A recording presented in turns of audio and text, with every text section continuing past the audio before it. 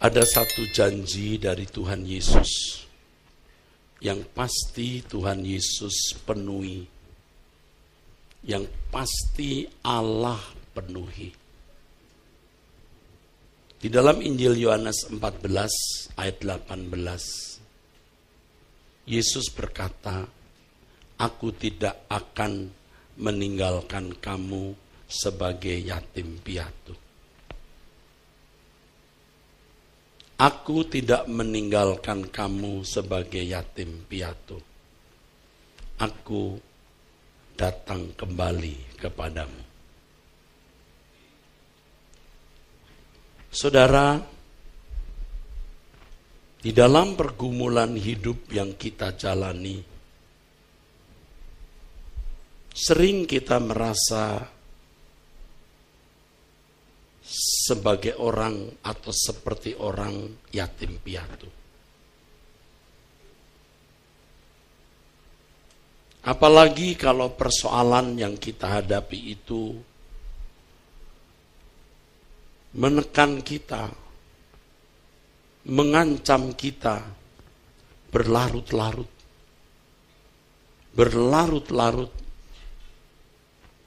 Ditambah lagi dengan orang-orang di sekitar kita yang tidak membantu, tidak menolong, bahkan kadang menambah penderitaan. Sementara itu, Tuhan tidak nampak jejaknya sama sekali. Di situ kita bisa merasa ditinggalkan oleh semua orang, bahkan ditinggalkan oleh Tuhan. Hal ini terjadi atas semua golongan usia, saudara, khususnya remaja ke atas. Sebagai gembala jemaat, sebagai pelayan jemaat yang berinteraksi atau berhubungan dengan banyak orang, sungguh saya sudah bertemu dengan banyak orang yang merasa sebagai yatim piatu ini. Baru-baru ini berdialog langsung dengan seorang remaja yang secara ekonomi sebenarnya baik. Orang tua mampu, tapi merasa tidak ada yang memperhatikan dirinya. Orang seperti ini, remaja-remaja seperti ini, bisa stres sampai tingkat psikosomatik, sampai tingkat depresi, saudaraku. Bisa. Menurut catatan survei, banyak remaja pemuda Jepang yang bunuh diri. Banyak remaja Korea dan Jepang yang bunuh diri. Kurang apa sebenarnya? Hiburan ada, ekonomi mereka juga baik. Tetapi ada kekosongan di dalam jiwa yang membuat mereka merasa ditinggalkan oleh semua orang. Ini kasus remaja pemuda yang cukup marak ya, saudara. Dan kalau kalian remaja atau pemuda, jangan ditipu iblis dengan perasaan seperti itu. Jangan ditipu oleh setan dengan perasaan itu. Ya. Banyak remaja pemuda yang hidupnya jauh lebih susah dari kalian. Ekonominya morat-marit, orang tuanya cerai, dia tidak punya siapa-siapa, dia numpang dari satu famili ke famili yang lain. Tapi bisa tidak bunuh diri, bisa kokoh. Jadi kokoh tidaknya kan tergantung diri kita masing-masing.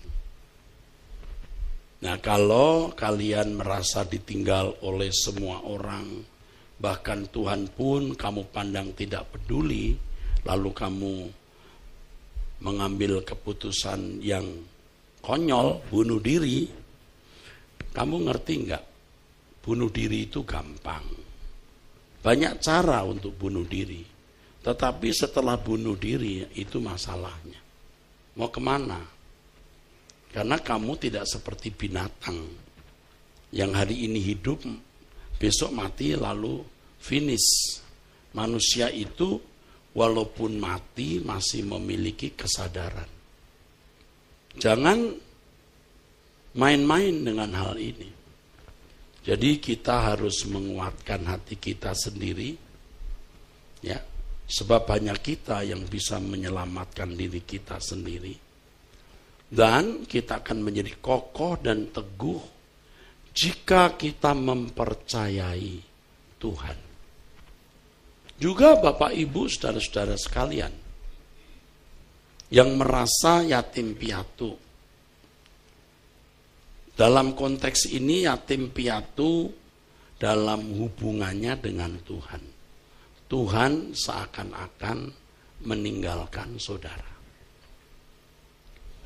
Kalau orang sudah merasa tidak disertai Tuhan, saudaraku, itu dampak negatifnya banyak. Dan kalau terus-menerus begitu, itu bisa membawa orang itu kepada kebinasaan. Sebab kalau orang merasa ditinggalkan oleh Tuhan, ia akan merasa dalam tanda kutip ya dikhianati oleh Tuhan. Mungkin mulutmu tidak mengatakan Tuhan engkau mengkhianati aku. Mulutmu tidak. Tapi hatimu marah. Nah jujur saja kita semua kan pernah mengalami keadaan-keadaan itu. Pada waktu kita memiliki masalah, kita berdoa.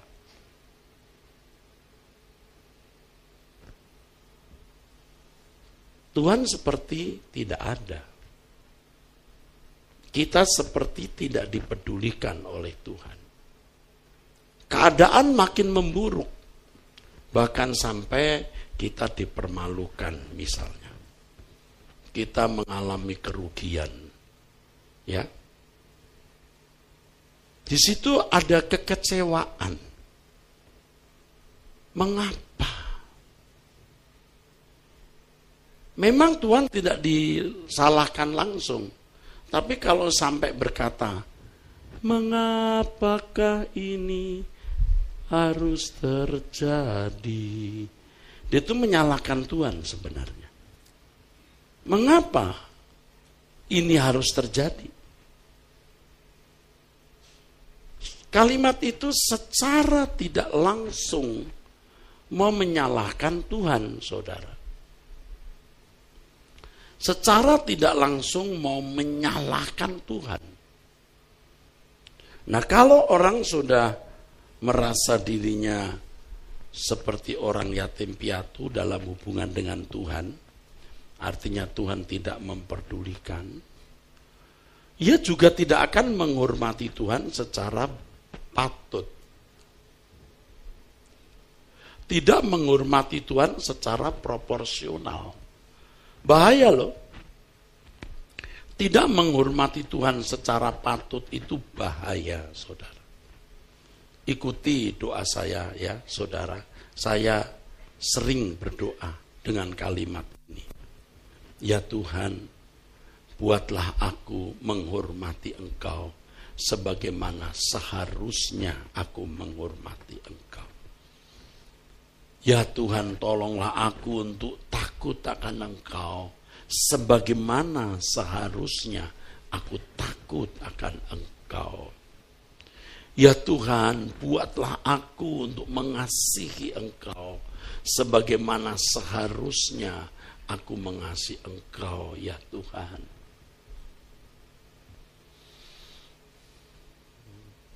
Karena kesadaran, kepercayaan, penerimaan bahwa Allah beserta kita, Allah tidak membiarkan kita piatu atau yatim piatu, itu membuat kita menaruh hormat. Menaruh hormat. Menaruh hormat dan takut akan Dia. Hormat dan takut akan Allah yang benar akan menggiring kita untuk hidup di dalam kesucian Tuhan. Kita berusaha untuk hidup tak bercacat, tak bercela di hadapan Tuhan. Jadi saudara, lakukan ini. Taruh Tuhan di matamu, di depan matamu. Dia tidak mungkin mengingkari janji. Tidak mungkin Tuhan tidak memenuhi janjinya. Tuhan pasti memenuhi janjinya. Aku tidak akan meninggalkan kamu sebagai yatim piatu. Di dalam kitab Ibrani dikatakan, sekali-kali aku tidak meninggalkan engkau. Di dalam Matius pasal 11, maksud saya pasal 28, saudaraku sekalian, ayat 19, 18 sampai 20, Tuhan berjanji, aku menyertai kamu sampai kesudahan zaman. Hari ini, usai daripada kebaktian ini,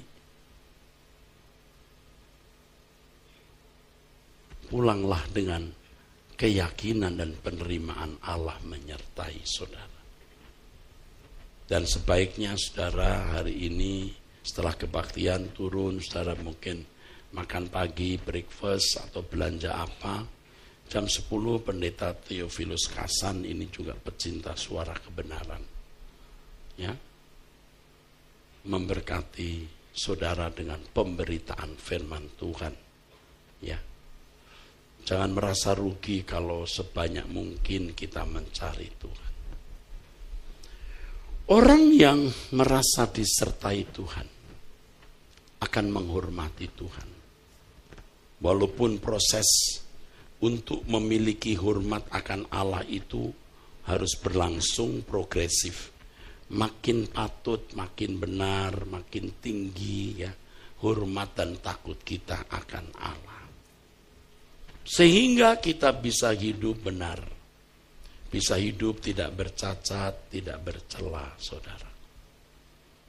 Orang yang menghayati penyertaan Tuhan, itu orang yang memiliki keberanian di atas rata-rata. Keberanian yang tinggi.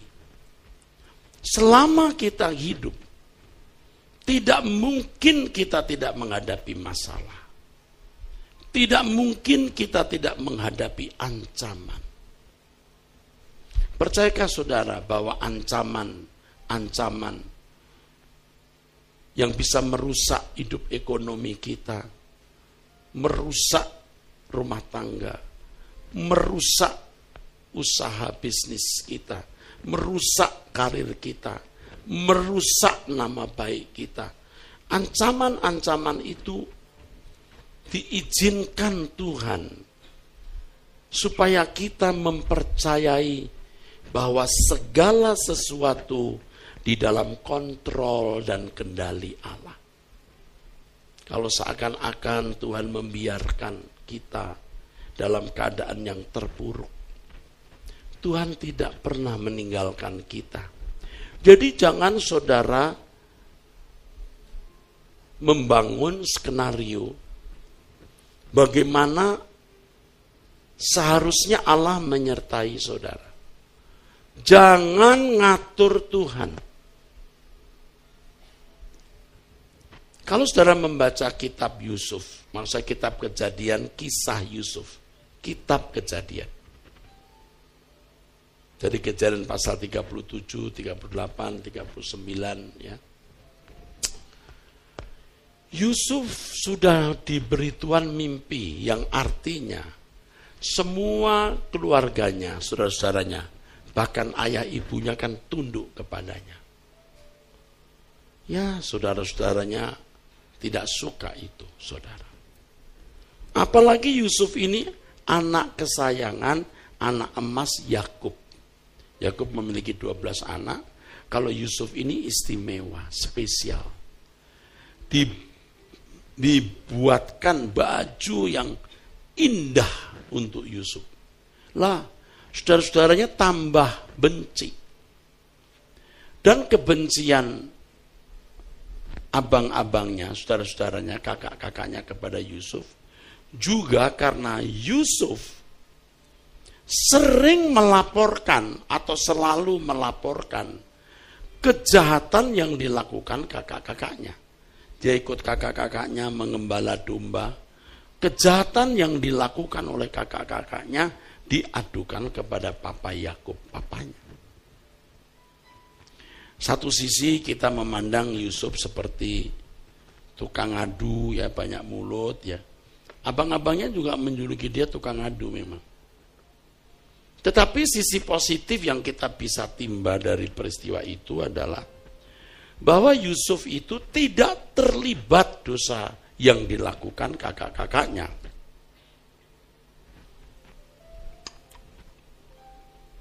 Yusuf bersih. Karena Yusuf bersih, Yusuf bisa mengadu. Kalau dia sendiri ikut terlibat dalam kejahatan saudara-saudaranya, pasti saudara, ia tidak bisa mengadu. Tuhan sudah membidik Yusuf. Bukan tanpa alasan. Mari kita teliti melihat kehidupan sosok ini. Baca di rumah ya, dari Kejadian pasal 37 dan pasal-pasal berikut. Yusuf tidak terlibat dalam dosa kakak-kakaknya. Orang menjadi suci itu bukan dalam satu hari, saudara. Itu lewat pembiasaan panjang. Orang juga sebenarnya tidak bisa jahat dalam satu hari. Pembiasaan panjang. Hanya dunia kita yang jahat hari ini akan lebih mudah membuat orang jahat daripada baik. Karena pengaruhnya lebih kuat jahatnya. Nah, Yusuf sudah ditarget Allah untuk menjadi orang istimewa, penyelamat bagi saudara-saudaranya. Lihatlah bagaimana Yusuf yang pertama nyaris dibunuh. Nyaris. Lalu dibuang ke dalam sumur kering. Kita tidak tahu di sana ada kalajengking, ular, atau apa. Besar kemungkinan. Lalu diangkat jadi budak, dijual jadi budak. Di rumah Potifar. Di rumah Potifar dia dituduh melecehkan nyonyanya. Kemudian ya dia dimasukkan penjara. Habis saudara. Tutup buku, masuk kotak. Tapi Tuhan itu Tuhan yang menyertai Yusuf. Kelihatannya saudara di perjalanan ini Tuhan seperti tidak ada. Tetapi kenyataannya Yusuf itu disertai Tuhan. Dia bisa mengartikan mimpi dari pejabat minuman dan pejabat minuman, pejabat makanan raja yang juga waktu itu ada di dalam penjara. Loh kok bisa? Ya karena Yusuf disertai Tuhan, berjalan dengan Tuhan. Hikmatnya luar biasa. Sampai kemudian Yusuf bisa mengartikan mimpi dari Raja Firaun. Apa yang bakal terjadi ke depan. Dan Yusuf menyelamatkan seluruh Mesir. Bahkan seluruh saudara-saudaranya di Kanaan. Barangkali. Tapi ini benar. Kalau tidak ada Yusuf di Mesir, mungkin hari ini Mesir sudah jadi padang gurun, tidak ada manusia. Bencana kelaparan 7 tahun, mati saudara. Jangankan 7, 1 tahun saja mati orang, habis. Tapi ada jejak tangan Tuhan yang menyelamatkan manusia atau umat manusia di Mesir. Lewat Yusuf. Yusuf seperti tidak disertai Tuhan. Wah, terpuruk terus. terpuruk terus. Tapi bukan berarti Tuhan tidak menyertai. Jadi jangan menskenario cara Allah menyertai saudara. Percaya Allah itu hidup dan nyata. Dia menyertai saudara-saudara dan tidak pernah meninggalkan saudara. Lalu bagaimana ya saudaraku, kita bisa membangun penghayatan bahwa Allah tidak meninggalkan kita. Bagaimana bisa membangun hal itu?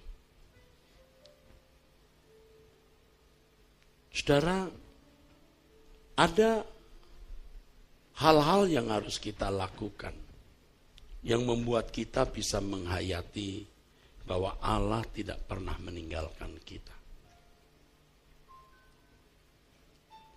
Yang pertama, saudara harus percaya bahwa keadaan kita hari ini itu bukan keadaan tanpa sebab. Ada penyebab, yaitu Tuhan yang memelihara kita. Maka jangan hanya melihat orang yang ada di atas saudara, yang lebih kaya, lebih sehat, lebih tidak bermasalah. Tapi lihatlah orang yang banyak masalah, yang hancur, jatuh miskin, dan lain sebagainya.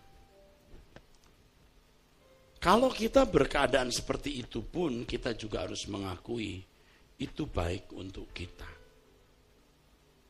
Kalau di gereja ini Anda diajar bahwa kejadian-kejadian itu merupakan sarana Allah mempersiapkan kita masuk langit baru, bumi baru. Tidak akan kita sesali. Saudara harus percaya bahwa keadaan kita hari ini karena Tuhan. Oleh sebab itu, saudara harus belajar bersyukur. Ini akan menebalkan keyakinanmu, mengokohkan keyakinanmu bahwa Allah beserta. Itulah sebabnya setiap hari harus ada ucapan syukur. Terima kasih Tuhan untuk pagi yang cerah. Setelah sepanjang malam Bapa melindungi menjaga kami. Terima kasih Tuhan untuk berkat yang Bapa berikan. Kalau mau tidur, terima kasih untuk berkat yang Bapa telah berikan sepanjang hari ini. Bangun pagi, terima kasih untuk perlindunganmu sepanjang malam. Dan terima kasih untuk berkat yang Bapa sediakan bagi kami. Kalau bangsa Israel itu memberikan korban ucapan syukur dengan binatang yang disembelih, lalu membuat nyanyian-nyanyian. Kita tidak menyembelih binatang, tapi hati kita yang kita sembelih. Hati kita, hati yang mengucap syukur kepada Tuhan. Ya. Ku naikkan syukurku kepadamu Tuhan. Terima kasih. Itu berdampak dalam jiwa kita, dalam keimanan kita. Coba lakukan, saudara. Tiap hari mengakui, menyatakan, mendeklar, ya, bahwa aku ada ini karena Tuhan. Jikalau bukan Tuhan, seperti yang pemazmur katakan, jikalau bukan Tuhan, aku tidak seperti ini. Ya.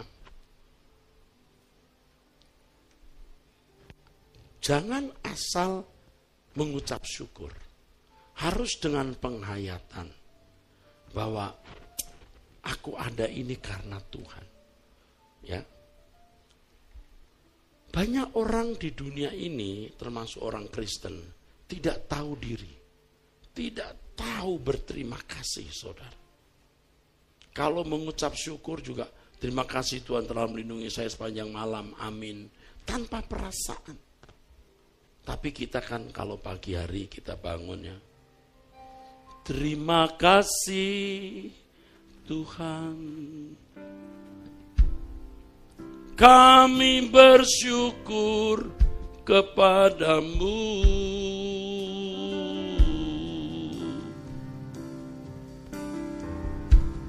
Engkau yang memelihara kami, Tuhan.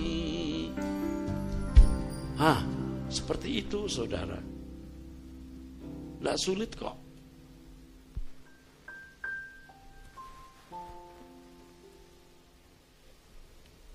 Kita seperti ini karena kemurahan Tuhan. Dan itu akan membuat kita juga jadi rendah hati, saudara. Tidak menjadi sombong kalaupun kita berduit, terhormat, punya gelar, punya pangkat. Tidak menjadi sombong. Karena kita ini ada karena Tuhan. Ini yang pertama yang harus saudara lakukan ya, untuk bisa menghayati keberadaan Allah. Anda akan memiliki kepercayaan terhadap kehadiran Allah. Ketika kita mengakui kita ada sebagaimana ada karena anugerah Tuhan.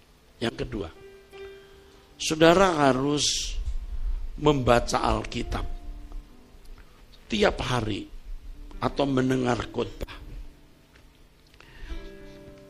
Tindakan Tuhan, jejak Tuhan ditulis di Alkitab. Jadi kalau kita membaca Alkitab, banyak membaca Alkitab, Allah menjadi hidup di dalam pikiran kita. Dan Allah memang hidup. Menjadi hidup di pikiran kita, saudara. Sekarang kita bisa membaca Alkitab di mana saja dengan gadget kita. Kalau dulu harus bawa Alkitab, ya, yang tebalnya bisa 8 sampai 10 cm. Ya. Sekarang kita bisa bawa Alkitab kemanapun. Bacalah. Kalau Anda tidak tahu apa maksudnya, lewati, skip ya, nanti kita baca seterusnya. Karena ketika kita membaca Alkitab, Roh Kudus bicara. Kita akan merasakan kehadiran Tuhan. 3. Usahakan Anda masuk atmosfer kehadiran Tuhan. Saudara bisa ikut kebaktian lewat online jika memang terpaksa harus online. Tetapi kalau on-site, Anda harus berusaha datang. Orang alasan katanya COVID. Kamu ya bilang COVID tidak ke gereja. Tapi kamu ke mall. Kamu ke tempat-tempat keramaian yang lebih rame loh. Nanti perjamuan kudus roti anggur kita makan bersamaan ya. Supaya tidak lama buka masker. Atmosfer kebaktian itu membuat saudara merasakan bahwa Allah itu hidup atau hadir. Makanya betapa berat tugas dan pekerjaan kami, saya ini, dan para pendeta ya. Itu kalau ke mimbar itu harus membawa kehadiran Tuhan. Saya sudah dari tadi berdoa, Tuhan, aku mau membawa perasaan-Mu. Supaya kalau aku berdiri di mimbar ini, aku membawa perasaan Tuhan. Bagaimana Tuhan mengasihi saudara. Saya punya perasaan itu. Dan itu tidak bisa saya miliki hanya berdoa pada saat ini. Itu harus saya latih setiap hari. Pembicara harus memiliki kehadiran Tuhan, maka dia harus ada di dalam hadirat Tuhan setiap saat. Ya, tidak sulit kalau hanya bergelar sarjana teologi, sangat tidak sulit. Tapi untuk membawa kehadiran Tuhan itu beda. Ya, usahakan hadir di kebaktian seperti ini, dan para hamba-hamba Tuhan, saya himbau untuk duduk diam di kaki Tuhan. Hidup suci, karena tanpa kesucian kita tidak bisa berjalan dengan Tuhan. Kalau saudara tiap hari berdoa dengan saya, doa pagi jam 5, nanti doa puasa ya, nanti September pasti ada doa puasa. Anda sulit, pura-pura suci itu sulit. Wah, itu sudah sulit. Udah setan banget kalau dia bisa doa puasa tapi hidup dalam dosa. Wah, itu dia udah setan banget. Udah ahli. Hollywood kalah itu. Nggak mungkin bisa. Nggak mungkin. Waktu dia nyanyi, waktu doa, getar suaranya, wajahnya, matanya, itu mencerminkan hubungannya dengan Tuhan. Jadi menjadi tanggung jawab kita untuk menghadirkan Tuhan supaya jemaat merasakan hadirat Tuhan itu. Ya, terkait dengan ini bergaulah dengan orang yang takut akan Allah. Kalau saudara kumpul dengan orang-orang ateis yang tidak percaya adanya Tuhan, saudara tidak akan yakin Allah itu ada. Kebawa. Jangan gitu. Nah, dengan kita melakukan hal ini, ya, apa yang saya sampaikan ini, saudara akan menjadi yakin menghayati Allah ada. Saudara pasti tergiring hidup suci. Pasti Anda takut akan Allah dan Anda berani menghadapi segala keadaan. Ya. Tuhan hadir di tengah-tengah kita saat ini. Jadi kalau sebentar kita mengambil roti dan anggur perjamuan, kita mengambil sungguh-sungguh. Kita memandang Tuhan Yesus yang benar-benar telah mati di kayu salib menebus dosa kita. Dan Tuhan Yesus yang berjanji menyertai kita. Dia menyertai kita. Dia tidak pernah meninggalkan kita. Walaupun kadang-kadang Tuhan seperti tidak ada, seperti tidak peduli, dan keadaan kita terpuruk. Anda tidak akan jatuh tergeletak. Saudara dan saya tidak akan jatuh tergeletak. Tuhan pasti menopang. Firman Tuhan mengatakan sumbu yang pudar tidak akan dipadamkan. Dan buluh yang terkulai tidak akan dipatahkan.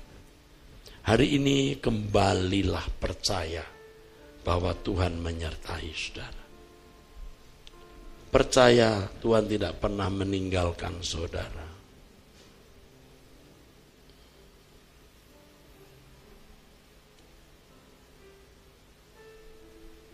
Biar Tuhan menolong saudara. Dan percayalah kalau saudara berseru hari ini, saudara berkata, Tuhan ampunilah aku karena aku kurang percaya. Aku tidak percaya. Tapi sekarang aku mau percaya. Aku mau kembali kepada Tuhan. Kembalilah saudara. Hari Kamis ini jam 6:30 malam. Kalau dulu suara kebenaran di sini, sekarang kebenaran Alkitab. Dengan tema yang saudara sangat butuhkan. Cara mengubah kodrat. Karena saya sedang asik menggumuli hal ini. Bagaimana sebelum saya mati, kodrat saya berubah, maka saya bisa bicara dan membagi pengalaman itu. Hadirlah. Sesibuk apapun saudara, hadirlah. Saya benar-benar mengharapkan jemaat Gereja Suara Kebenaran Injil Gajah Mada, di mana saya juga masih menjadi gembala di sini. Hadirlah saudara.